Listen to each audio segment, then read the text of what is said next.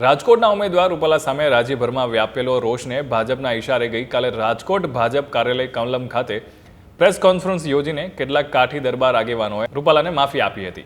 હવે આંદોલન પૂરું કરવાની વાત આંદોલન ઉપર પાણી જ નહીં પણ પેટ્રોલ છટાયું હોય તેમ કાઠી દરબારો વધુ રોષ ભડક્યો છે અને સપાટી ભરાવ્યો છે. ઠેર ઠેર કાઠી ક્ષત્રિય સમાજે નિવેદનો અને પ્રેસ કોન્ફરન્સ કરીને ઉપરોક્ત ગણ્યા ગાંઠે આગેવાનો સાથે સમાજ જરાય સહમત નથી અને ક્ષત્રિય સમાજની સાથે ખભે ખભા મિલાવીને રહેશું તેમ જાહેર કર્યું છે. તો જામનગરમાં પૂરબિયા રાજપૂત ક્ષત્રિય સમાજે મૂળ રાજસ્થાનના જે છે એ જિલ્લાના કલેક્ટર કચેરીને ઉગ્ર સૂત્રોચ્ચારો દેખાવો યોજીને રૂપાલાની ટિકિટ રદ કરવા માટેની માગણી કરી હતી.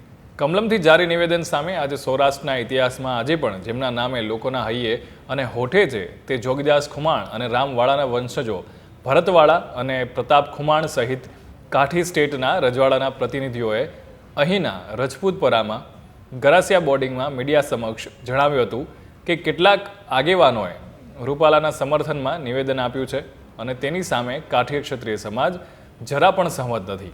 આ નિવેદન સામે સમાજમાં ઉગ્ર પ્રત્યાઘાતો પડ્યા છે અને એ નિવેદન કરનારને કોઈ પ્રેશર આવ્યું હોય અથવા તો ભાજપ સાથે જોડાયેલા હોવાથી બોલવું પડ્યું હોય એવી શક્યતાઓ છે.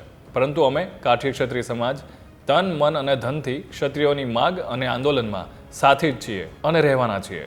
કોઈ પણ પાસે ઝૂકવાના નથી.